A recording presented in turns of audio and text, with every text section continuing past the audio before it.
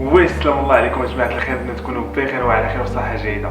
صحابي خوتي وخواتاتي، اليوم جيت وجايب لكم معايا الجزء الثالث من قصه امين، الجزء اللي عامر بالاثاره، وان شاء الله غادي يكون الجزء الخامس في القصه. داكشي اللي غادي نبغيك تنوض مزيان وركز معايا. كيف ديما جيب معاك واحد الكويس القهوه، حطو حداك، ومن الاحسن دير معاك ليكيد وركز معايا مزيان. وكيف قلنا سيدي في الجزء الثاني في القصه، داك السربري شد بيد امين هو يتيكر عليه وعرف فين حطو وامن عليه واحد السيد بقى عايش هكاك. وكيف كيقول المثال ما كيحس بالمسكين غير خوه، كان خدام كيغسل في الماعن كيف جيبو. واحد النهار ما عرفش كيفاش وقع عليه هو يطيح سيرفيس على كدو ديال التواصل، ومنظرو مسكين كان المعلم ديالو في القهوه جالس هو وشي صحابو غادي يسمع الصوت ديال التواصل دايرتو عيط ليه بواحد الطريقه وحشيه وكيغوت عليه قدام عباد الله كامل وهما كيشوفوا فيه. امين مسكين تيقول ليه والله ما درت هاد العام، والله ما قصدت نهرسو. قال ليه لا رحمه ولا شفقه، حيد ديك الطاوله اللي لابس وخرج عليا في حالتك. بنادم كيدير فيكم الخير وهكا كتردوا عليه. بنادم اسيادنا ولا كيدير الخير بالجميل ماشي باش يتقرب من الله تعالى. والحاجه اللي ما كيعرفهاش بنادم هي الدنيا دواره، تقدر تطيحك داك الموقف بالضبط ما تحسش براسك حتى تلقى راسك طايح فيه، ولكن كل لا تجازي الله على قد نيته. هي هاجيك حيد ديك الطابليه وهو يخرج من القهوه، ما عرفش فين يصد ولا عتى الراس، تلف ما بقى عارف ما يدير. الخدمه خرج منها، الزنقه رجع عليها، حتى قال حياتو بدات تقاد. هيا داني تخربقات له ورجع داكشي داني من الاول كيف كان. وصل الليل غادي بيه يدخل لبيتو كيف ديما، واحد شويه بدا يسمع السيد اللي قال ليه كيعيط ليه، هو يجي عنده قال لي السلام عليكم. يا ابو امين عليكم السلام. قال لي فلوسك راه ولدي.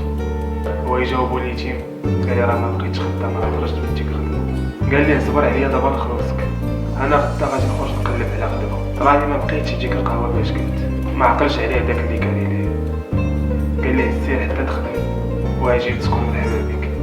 هز المسكين حوايجو وخرج تايه في غابة الدنيا. امين تلف ما تيقلب غير على ما يدير.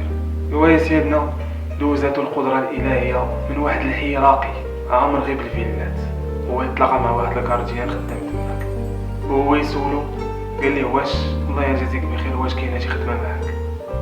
رحب بيه هذاك الكارديان قال لي انا هنايا تنقابل الفيلات وتنبيع الديتاي، الا قابل عليا جلس مرحبا بك ما غاديش نجري عليك. قال لي الله يرحم ليك الوالدين، ندير اي حاجه بغيتي ماشي مشكل. مشات الايام وجات الايام وامين ولا في ديك العيشه، والليله ما جابهاش وتقاتل عليها ما ياكلهاش. الدري تحرك ولا قاري الوقت ولا قاري صواريها وعارف كيفاش يتعايش معاها. واحد النهار جا عند داك الكارديان مع من خدام، هو يقول ليه راه كاين واحد السيد صاحبي كرا واحد البلاصه وغادي نصيفطك تخدم فيها. مشى لديك البلاصه اللي قال ليه يجي يخدم فيها، هو يلقى باركينغ ديال واحد الملهى. بدا الخدمه النهار الاول، النهار الثاني، النهار الثالث، وهي غاديه هكاك كيف ديما. امين ولا مسكين تيقلب على طرف الخبز باي طريقه، حتى لواحد النهار في واحد الليله جالس بوحدو كيف ديما، شويه ويجي واحد الطوموبيله كحله ويدوق فيه. صايقها واحد السيد تكون في عمرو ديك 35 عام تقريبا. قال لي السلام عليكم، ويجاوب امين قال لي عليكم السلام. قال لي اطلع حدايا بغيت نهضر معاك واحد شويه. شاف فيه هو يقول ليه كنشوف فيك دري زوين ماشي جي راسك تكرفس. المهم كنا ليه عقلو مزيان بديك الهضره اللي تيقول ليه. الدري سمع ديك الهضره الزوينه وهو يرتاح وقال مع راسو واخيرا لقيت اللي يعرف بقيمتي ويعطيني وقت.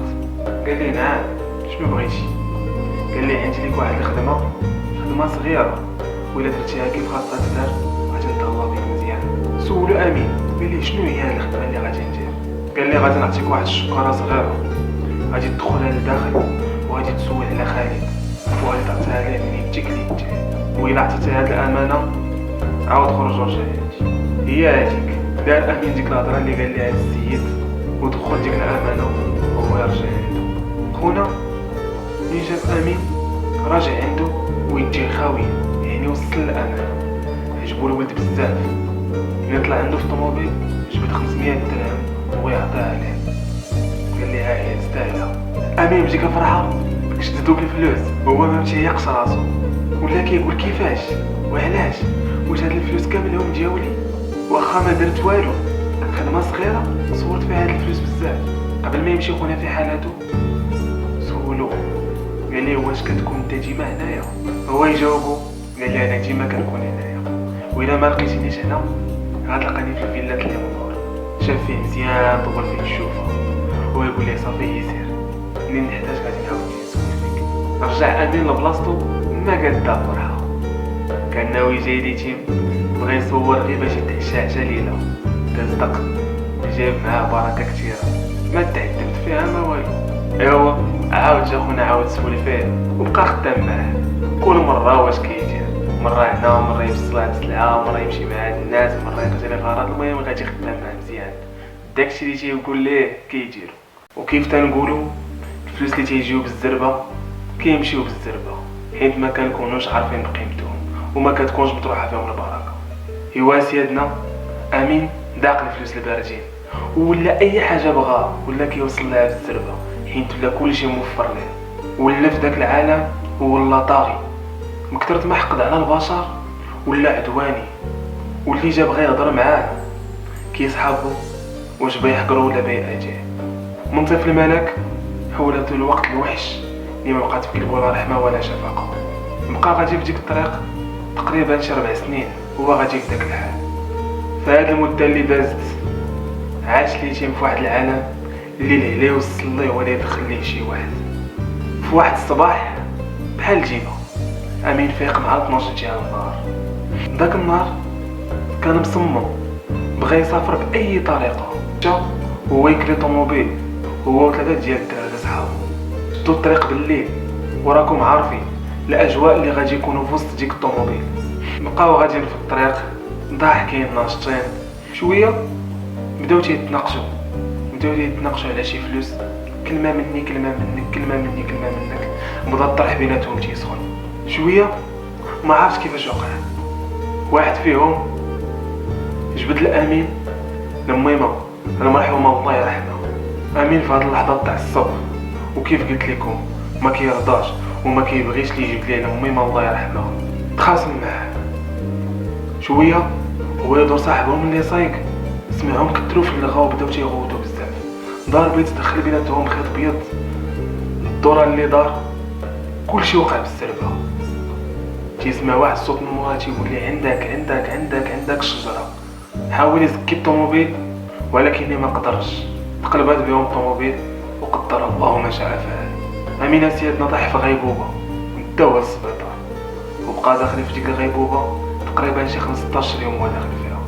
منين فاق اول حاجه سول عليها كيحل عينيه هي صحابه. جات عنده واحد الفاميليه وقالت ليه اجرك الله صحابك راه ماتوا بثلاثه، انت بغاك الله وطول ليك في العمر. بقى تحت العينيه المركزه وبقات تجيك الفاميليه مقابلاه. راحوا عشيه كتسالي خدمتها وبقات بقى الليله كامله وهي جالسه معاه، ما مخليها مخصوص مع حتى حاجه، اي حاجه بغاها كتجيبها ليه حتى لعنده. بقات معاه ايام وايام حتى ولات ما بقاتش كتقدر تدوز النهار بلا ما تشوفه. نهار على نهار لمياء ولات كتقرب منه وكتعرف عليه اكثر، حتى بدات كتحيي فيه داك امين الصغيور اللي كان فيه في الاول. داك الطفل الصغيور سيدنا اللي لبسو امين الكفن ديالو هو يدفنو في عالم الحقد والكراهيه. هو سيدنا بقات هكاك حتى وصل النهار اللي غادي يخرج منه امين من السبيطار. جات عنده لمياء فرحانه ما قادها فرحه وهي تقول ليه على سلامتك غدا ان شاء الله غادي تخرج. بقى ساكت ما قدر يقول حتى كلمه. لمياء حسات باللي كاينه شي حاجه، قالت ليه مالك شنو واقع؟ خاصك في هاد الوقيته والضبط تكون فرحان، راك خارج من السبيطار. قال لها ليتي مسكين انا راه ما عندي فين نمشي، راني مقطوع من الشجره، ما عندي لا حنين ولا رحيم من غير الله تعالى، حتى دوك اللي كنت دايرهم صحابي وخوتي جات الموت وهي تاخذهم مني. باقي تيهضر معاها وما ينزل ليه دموعو. امين اللي قلبو قصحو ليه الزمان عاود ثاني دموعو نزل ليه من جديد. بقات تشوف فيه لمياء وهي تقول لي واش نقدر نسولك؟ قال لها مرحبا. قالت لي واش تقبل عليا وتبغي تسكن معايا؟ حتى انا وحدانيه ديال راسي، والديا الله يرحمهم عمامي خداو ليا كلشي، حيت انا البنت الوحيده اللي كنت عند والديا.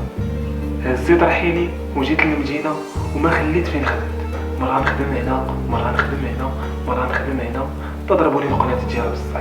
وامنيتي كانت هي انني نولي في المنيه، وتقاتلت حتى وصلت للحلم ديالي.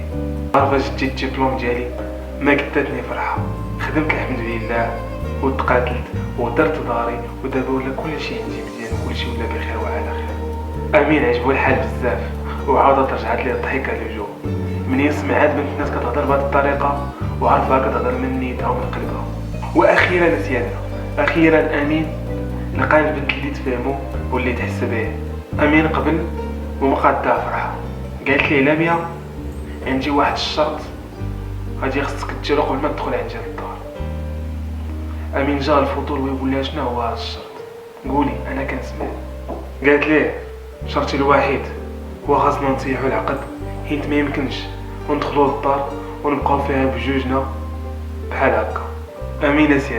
امين سيادنا بيتكم تشوفوه كيولى بالفرحه، ولا اي حاجه كتقولها ليه كيقول لها اييه واخا بلا ما يشعر، ولا قبل على كل شيء كي تنقولوا طاح الحك وصابغ طاح. هي هذيك سيادنا، هي هذيك شداتي يدها في يديه ومشاو عند العدل وطيحوا عقدهم وبداو حياتهم الله يسهل عليهم. بقات مع هذيك بنت الناس، بقات معاه بجنب واقفه معاه حتى ولا بخير ورجع صحته وعاود وقف على رجليه من جديد. واحد النهار هو ينوض قال لها خاصنا نوض نخدم، ما عطانيش خاطري نبقى جالس هكا في الدار ما كندير والو. تعاونت معها سيادنا، تعاونت مع هذيك بنت الناس وتقاتلت هي وهي وشراو تريبورتور، ولا امين خدام بالحلال وهز داك التريبورتور اللي كيفرق به السلع على موالي الحوال. وهي هذيك سيادنا امين ولا تيفرق على السلع على موالي الحوال ولا خدام بخير وعلى خير. وراكم عارفين الحلال واخا مدخولو قليل شويه ولكني فيه واحد الحلاوه يا سلام. امين سيادنا بقى هكاك وزاد عنده بنيه وسمع على سمية المرحومه الله يرحمها. هي هذيك امين خدامها هو هنا، هو يشري سلعه هنا، يجمع شويه يخبيه لدوار الزمان، يشري لديك السيده مره عاديه يفرحها بها، بقات غاديه حياتهم هكاك فرحه وسرور. واحد النهار سيادنا سهل عليه الله، هو يجي لواحد المحل ديالو قريب من الدار، المحل لا قد الحال عمرو الضواب السلعه ولا تيبيع ويشري مع الناس. ربا كليان ديالو ولا عزيز على كل شيء بالطرافه اللي فيه والطيبوبه القلب اللي فيه. امين رجع امين اللي كنعرفو في الاول، امين ولد العائله، امين اللي تربى في العز وفي الخير. مع زياده هذيك البنيه امين سهل على الله ودار محل جديد اخر، يعني ولاو عند 2 المحلات تبارك الله خدام فيهم بخير وعلى خير. واحد النهار يوم المفاجاه كان خدام بخير وعلى خير حتى وقف عليه واحد السيد لابس كوستيم تيبان سيد انيق تبارك الله. اثار الفضول ديالو وقف عليه قال لي واش سميتك امين؟ قال لي هي واحده. قال لي ممكن نهضر معك واحد شويه؟ قال لي مرحبا. دخلوا هو وياه لداخل جلسوا تيتناقشوا ويقول لي عندي لك واحد الوصيه راه ما لقيتك غير بزز. قال لي ياكشي بس ما كاين شنو واقع؟ قال لي الوالد ديالك الله يرحمه راه خلى لك شي املاك ديالو خاص نوصل لك هاد الامانه من يديا ليديك. منين جا سيدنا امين يقلب لقى الاب ديالو قبل ما يموت كتب ليه النص في الثروه ديالو، يعني كيف تنقولوا الا مكتب لك الله شي رزق راه كون على يقين راه يوصلك وما غادي يتجاهلك حتى واحد. هو سيدنا هي هذيك امين سد ديك البركه وسهل عليها الله وبيدها حياه جديده، الحياه اللي كيتمناها اي واحد، حياه اللي جات من بزاف المعاناه، اللي جات بزاف طيح ونوض حتى ربي جزاه في الاخر. حيت علاش عرفوا انه دوز الامتحان ودوزو على اتم وجه.